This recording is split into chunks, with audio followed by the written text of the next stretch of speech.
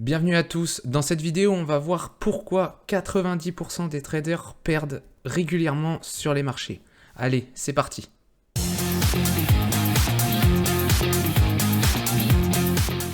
La première chose à comprendre quand on trade sur les marchés, c'est que la quantité d'argent sur chaque marché, donc peu importe le marché sur lequel vous vous trouvez, la quantité d'argent sur ce marché est finie. D'accord ? Il faut avoir en tête et avoir comme croyance que sur chaque marché, la quantité d'argent est finie.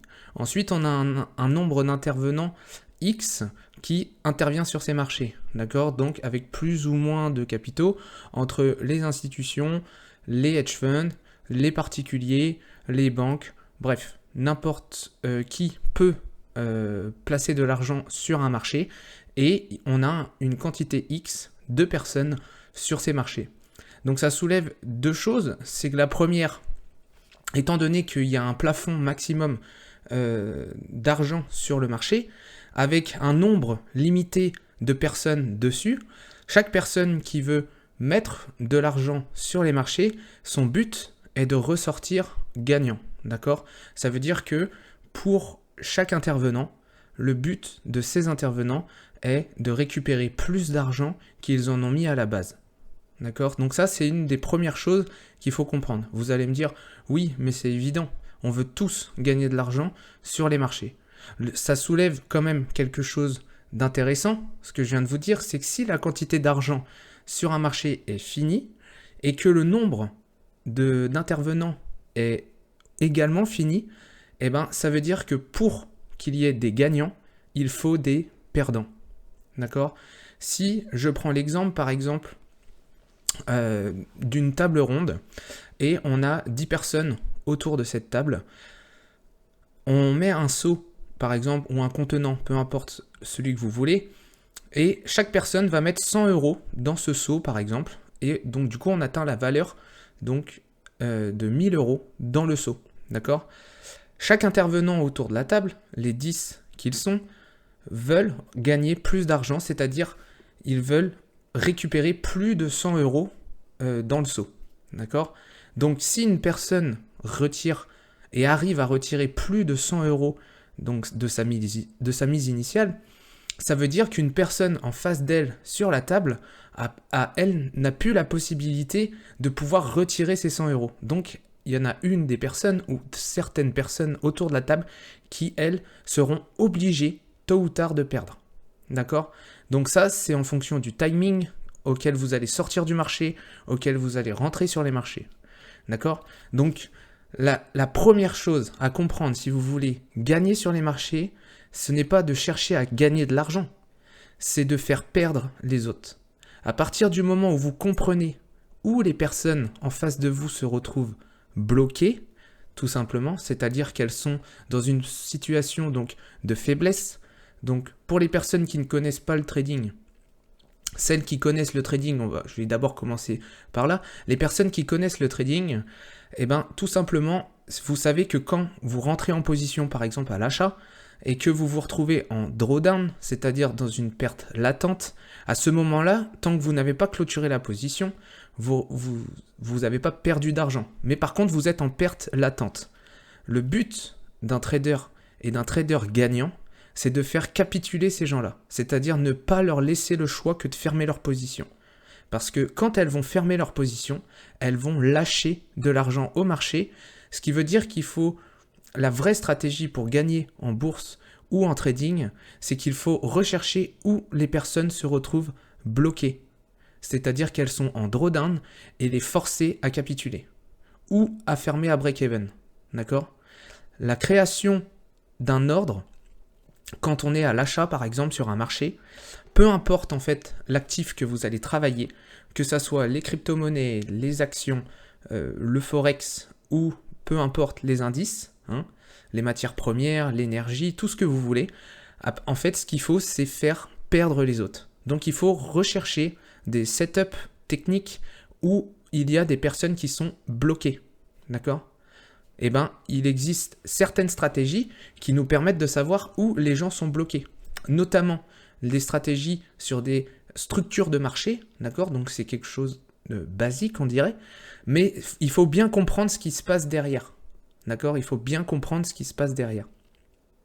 Notre but en tant que trader, si on veut gagner, c'est de faire perdre les autres. D'accord? Ce n'est pas de gagner de l'argent en trading, c'est de faire perdre les autres. Si vous comprenez ça, eh ben vous allez voir que d'un point de vue psychologique, vous n'allez pas rechercher les mêmes setups sur les marchés que ce que vous faites probablement si vous perdez en trading. D'accord? Par exemple, je pense que je ferai 1 ou 2 vidéos sur les structures de marché pour que ça soit un peu plus complet, d'accord, sur la chaîne. Mais d'abord, il faut comprendre que des fois, par exemple ici, posez-vous cette question. On a par exemple... en fait, il faut d'abord avoir fait et comprendre en fait les structures de marché, mais là par exemple, là, typiquement, on a un blocage. Ok. Supposons ici que... regardez. Ici, on est des vendeurs, d'accord? Donc on a ici le marché qui continue de descendre. Là. Hop. Ici encore. Et là. Quand le marché est en baisse comme ça, il va y avoir forcément, au bout d'un moment, sur certains niveaux, le marché va retracer. D'accord? C'est ce qui se produit ici. Et ici, par exemple, on a des vendeurs qui veulent vendre le marché ici. Ça se matérialise assez facilement en fait avec le prix, parce que quand le marché descend, qu'il retrace, ici on voit que le marché continue là de descendre. D'accord? À partir de ces niveaux-là, on voit que le marché a envie de descendre, Donc qu'est-ce qui se passe? Qu'est-ce qui se passe ici sur ce scénario-là? Eh bien, tout simplement, il y a des gens qui ont vendu le marché ici. Voilà. Des personnes ont vendu le marché ici pour aller chercher des plus bas. D'accord? Donc elles jouaient ce qu'on appelle un short. Donc elles vendaient le marché à découvert pour aller chercher des positions qui soient plus basses. Ok? Pour avoir en fait tout simplement, ici vous voyez, on a des hauts de plus en plus bas.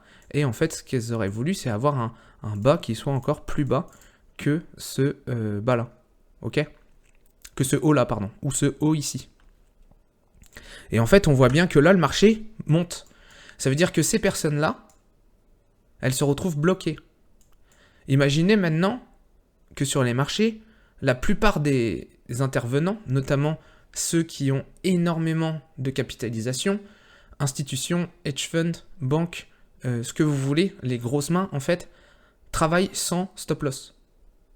Ou avec un stop loss qui est infini, parce qu'elles ne peuvent presque jamais être en appel de marge, étant donné les énormes fonds qu'elles ont.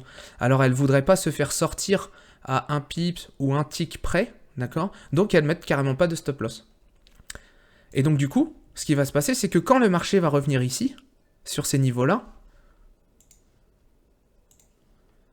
eh ben, on a fort à parier que le prix va rebondir. Pourquoi ? Parce que les acheteurs savent qu'il y a des vendeurs qui ont été bloqués ici, et donc du coup leur but à ces vendeurs-là, c'est de sortir du marché à une position qu'on appelle flat, donc c'est-à-dire sans perte de capital. Donc probablement tous les ordres de vente qui étaient mis ici, vu que les personnes se sont fait bloquer, donc on aurait pu se placer sur ces niveaux-là, voilà, donc par exemple ici, et vous voyez, boum, là on a été encore chercher donc des stop loss, par exemple, même si effectivement il n'y a pas de stop loss. Et on va voir que là, quand le marché va revenir dedans, hop, ici, on a des personnes, du coup, qui, elles, ces acheteurs qui se retrouvent là, dans cette zone-là, n'ont pas envie que les vendeurs qui se soient fait bloquer ici, eh ben en fait, gagnent de l'argent. Donc, notre but à nous, c'est de repérer où les vendeurs ont été bloqués, d'accord ? Où les vendeurs ont été bloqués. Et quand le marché revient sur les zones où les vendeurs ont été bloqués, à ce moment-là, on peut jouer un achat. Parce qu'on sait que, dans tous les cas, si le prix redescend plus bas que ces niveaux-là, tous les vendeurs qui étaient là sont en profit. Rappelez-vous d'une chose, pour que vous puissiez gagner, il faut qu'il y en ait d'autres qui perdent. Donc ça veut dire que tous ces vendeurs qui sont bloqués en drawdown, notre but, c'est de ne pas les laisser clôturer leur position à break-even, mais bien en perte, pour que nous, on puisse gagner de l'argent. Donc du coup, effectivement, c'est ce qui s'est passé. Le prix, quand il est arrivé pour, en fait, c'est ce qu'on appelle un déblocage, quand on est arrivé, en fait, fermer les positions vendeuses qui étaient là, ça a créé un fort rebond à l'achat. Tout simplement. Donc voilà, en fait, c'est pas très compliqué, c'est mécanique finalement. Hein. Le trading, c'est quelque chose qui est mécanique, mais il faut avoir une bonne psychologie, une bonne stratégie et surtout comprendre en fait les mécanismes du marché. Il faut comprendre que pour qu'on puisse gagner de l'argent ou que vous puissiez gagner de l'argent, il faut que des personnes en face de vous perdent. C'est pas plus compliqué. Donc le but en trading, si vous voulez vraiment gagner en trading, votre but n'est plus de chercher à gagner de l'argent, mais de faire perdre les autres. D'accord ? Ça, c'est un principe qui est primordial. Tant qu'on ne l'a pas incorporé et qu'on ne sait pas ça, eh ben en fait, c'est très très très compliqué de gagner. D'accord ? Sur du long terme, je veux dire. Bien sûr, vous pouvez faire un trade et ça va bien se passer, vous allez gagner de l'argent. Mais sur du long terme, en fait, si vous ne comprenez pas ce mécanisme-là, vous n'arriverez pas à être rentable sur du long terme. Et je peux vous en trouver d'autres. Hein, voilà, je suis sur du 1 minute, mais sur du 5 minutes, par exemple. Alors,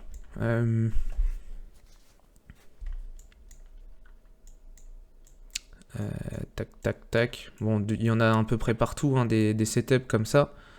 Voilà, par exemple ici, c'est pareil. Vous voyez, surtout sur ce genre de mouvement, on est en 5 minutes. Regardez. Ici, j'ai mon marché qui descend. Boum. Là, j'ai un point bas. J'ai un point bas. J'ai un point bas. J'ai un point bas. Jusque-là, en fait, le marché continue à monter. Et à chaque fois que le marché arrive en bas, sur ces points bas, il remonte. Ça veut dire qu'on a des acheteurs qui continuent d'acheter le marché. Jusqu'au moment où, boum, on casse. On casse. D'accord ? Qu'est-ce qui se passe ici ? Probablement, sur ces niveaux-là, on a eu énormément d'acheteurs. Pourquoi ? Parce que ils ont voulu, en fait, les acheteurs, racheter les points bas qui se trouvaient ici. Pour continuer la tendance acheteuse, la petite tendance acheteuse, à remonter. D'accord ? Et donc ici, ce qui s'est passé, c'est que quand le prix est descendu, ça a pété des stop loss ici, ici, ici. D'accord ? Mais surtout, comme je vous dis, il y a des institutions, elles, qui se sont probablement placées ici, sans stop loss, avec des stop loss qui sont, voilà, énormes. Donc, de façon à jamais se faire stopper, ok ? Pour retourner chercher des points hauts, par exemple, ici. D'accord ? Parce que là, je suis sur du 5 minutes, mais il y a des gens qui vont rentrer en 1 heure. D'accord ? Tout le monde a des stratégies différentes, ok ? Et probablement, qu'est-ce qui se passe ? C'est que quand le prix va revenir dans cette zone-là, ces acheteurs qui vont être là vont clôturer à break-even leur position, ce qui va créer un ordre de vente et une énorme baisse derrière. Voilà. C'est pas compliqué, c'est mécanique. Il suffit de juste bien comprendre, voilà, où les personnes sont potentiellement bloquées. Et quand elles sont bloquées, il suffit juste de mettre un ordre limite, d'attendre, et boum. Voilà. Parce que, en fait, il y a une autre règle qu'il faut savoir, c'est que quand vous êtes un acheteur sur n'importe quel marché, automatiquement, à partir du moment où vous achetez un marché, que ça soit du CFD, des futurs, peu importe des actions ou des indices, ou alors peu importe le marché que vous travaillez, en fait, à partir du moment où vous achetez quelque chose, tôt ou tard, vous êtes un vendeur. Vice versa, à partir du moment où vous vendez quelque chose à découvert, tôt ou tard, vous serez un acheteur. C'est-à-dire qu'en gros, étant donné que le but du trading et de la bourse, c'est de gagner de l'argent, eh ben, tôt ou tard, il faudra vendre en fait l'actif qu'on a. Si on achète un demi-bitcoin un jour, eh ben, en fait, tôt ou tard, on le vendra. On ne sait pas quand, et on va vendre ce bitcoin, mais par contre, un jour, on le vendra.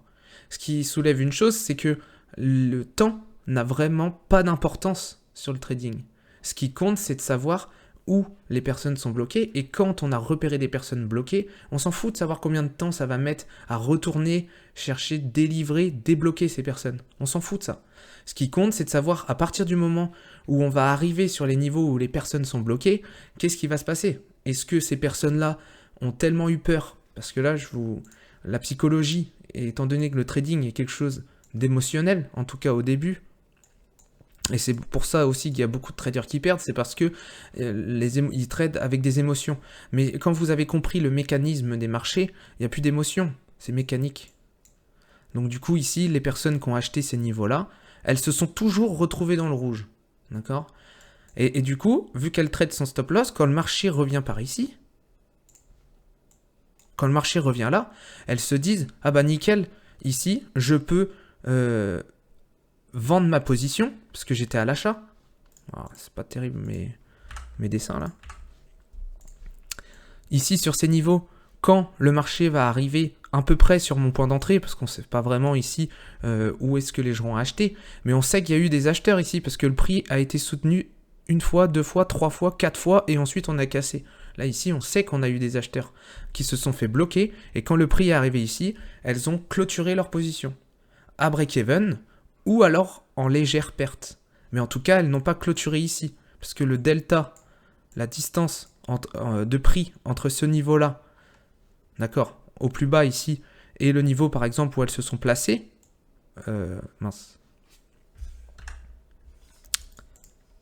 ici par exemple, le delta entre les deux là, est complètement différent. Elles, les personnes qui sont là, elles ont vendu en fait leur position acheteuse. Elles ont clôturé leur position acheteuse, ce qui a créé la forte baisse ici. Parce que comme je vous l'ai dit, à partir du moment où vous êtes un acheteur, vous allez vendre votre position. Et tous les acheteurs qui étaient là, qui ont vendu leur position ici pour perdre le moins possible d'argent, eh ben c'est ce qui a créé la forte impulsion baissière derrière. Et nous, notre but, c'est de chercher de la vente, du coup. Parce qu'on sait qu'elles sont bloquées et que du coup, on va jouer contre elles. On a beaucoup de volume de vente, d'achat, pardon, on a beaucoup de volume d'achat qui est bloqué. Donc nous, notre but, ça va être de bloquer et de faire capituler en fait ces personnes à l'achat. D'accord ? Donc nous, notre but, ça va être quand le marché arrive sur cette zone, de vendre. Ok ? Tout simplement. Et des cas comme ça, vous en avez tout le temps. D'accord ? Et peu importe les time frames que vous travaillez. Peu importe. D'accord ? Ici, c'est la même chose, si vous voulez. Quand vous avez des acheteurs ici, là, vous avez des acheteurs, des acheteurs, des acheteurs. Pourquoi est-ce que je sais qu'il y a des acheteurs ici ? Tout simplement parce qu'à chaque fois que le prix arrive là, boum, vous avez des retours. Jusqu'au moment où, boum, on casse ici. Donc, soit il y a des personnes qui tradent avec des stop-loss, et donc, du coup, un stop-loss donc, sur une position acheteuse crée un ordre de vente, tout simplement. C'est pour ça que vous pouvez avoir des fois des accélérations quand vous avez un ordre. Quand vous avez plusieurs ordres, vous pouvez avoir des accélérations de mouvement. Et là, du coup, tous ces acheteurs qui se retrouvent bloqués à l'achat, hop, le marché descend. Et regardez, ici, donc c'est un principe de support-résistance ici, hein, dans ce cas-là. Mais regardez, là ici, acheteur, acheteur, acheteur, on bloque. Et ici, le but, imaginez ces personnes-là. Comment vous pouvez gagner beaucoup d'argent ? Enfin, beaucoup d'argent. Ça dépend du lot que vous allez mettre ou de la prise de risque que vous allez avoir. Mais en tout cas, ici, il y a eu énormément de gens, d'acheteurs qui ont perdu de l'argent. Parce qu'à chaque fois que le prix est reparti à l'achat, à l'achat, à l'achat, quand le prix est descendu, eh ben en fait, c'est les points qui sont là ne reviennent jamais à break-even des perdants acheteurs qui sont là.